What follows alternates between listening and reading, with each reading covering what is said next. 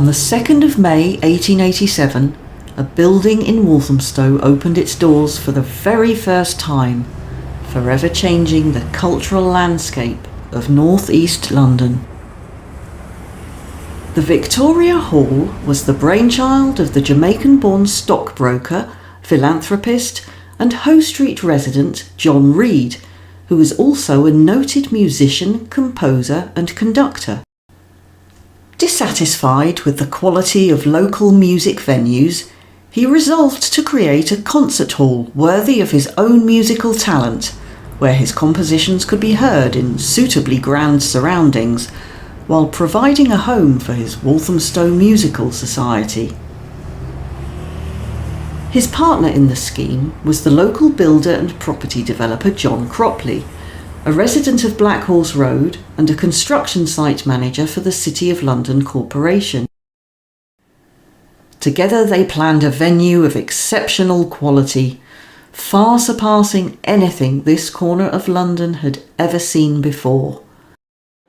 Boasting 1,000 seats, a kitchen, a conservatory, and a large stage capable of accommodating more than 60 musicians and performers, the Victoria Hall opened to a capacity audience and widespread acclaim. The local newspaper wrote of the opening night, "No event has ever taken place in Walthamstow to equal it in magnitude." The Victoria Hall's status as a first-rate music venue was firmly established from day one, and would soon offer all manner of tuneful diversions from opera to handbell ringing. But the demands of organising entertainment for such a large venue meant its programme quickly diversified to accommodate West End theatre productions, public meetings, dances, exhibitions, numerous charity fundraisers and, occasionally, evangelical religious groups.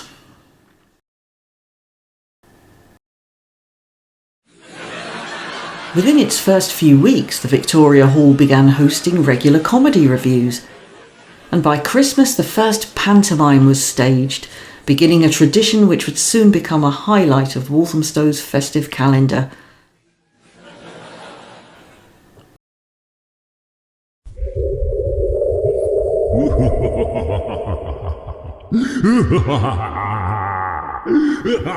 A sign of things to come materialised 2 months after opening, when the venue presented its first Pepper's Ghost display.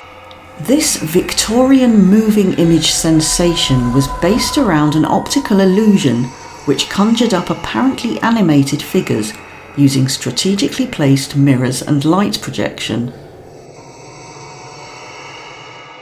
Some commentators would later credit the Pepper's Ghost technique as the first building block in the evolution of cinema.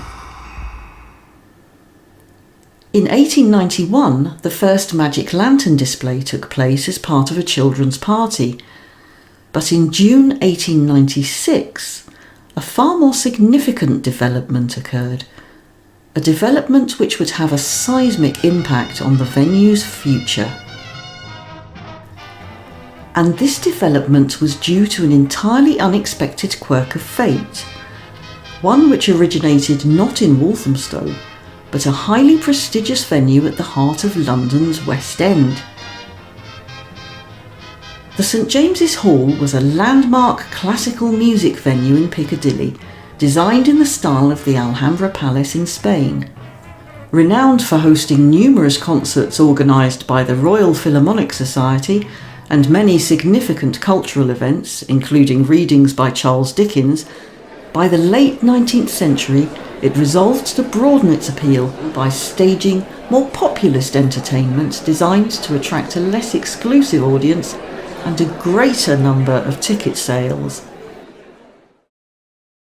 The hall developed an uncharacteristic but hugely profitable sideline as the home of the Moore and Burgess Minstrels, a musical troupe originating from America but now showcasing some of London's most respected classical musicians alongside members of the Royal Italian Opera. The Moore and Burgess Minstrels proved to be an instant hit, and would go on to enjoy an almost unbroken 35-year run in the West End.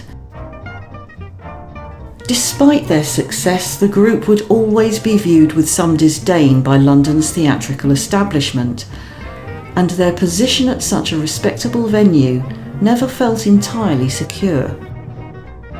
In 1896, the group became aware of a hot new stage novelty, diverting audiences to nearby venues: animated photographs or moving pictures. Earlier in the year, the Lumiere brothers from France had staged their first demonstration of moving image apparatus in nearby Regent Street.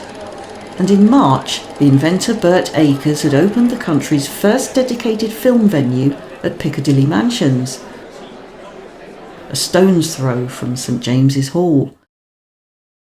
Keen to maintain their position at the forefront of London's lucrative variety scene, in May 1896 the Moore and Burgess minstrels seized the initiative and invested in their own Vitagraph machine for use on stage. This was one of the first privately owned cinema systems in Britain and was purchased from the reputable firm of Clement and Gilmers in Paris.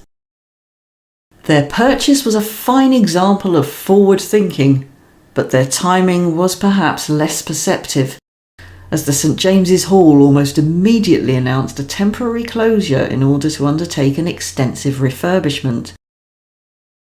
Faced with an imminent drop in income, the minstrel troupe hastily made plans to take their show on a summer tour around Britain. And so it was, on the 10th of June 1896, the Moore and Burgess minstrel show rolled into Walthamstow for a performance at the Victoria Hall, taking the opportunity to demonstrate their Vitagraph machine before a paying audience. The show earned the group highly complimentary reviews in the local press and a wholly unintended place in history by presenting the first ever film show in the area.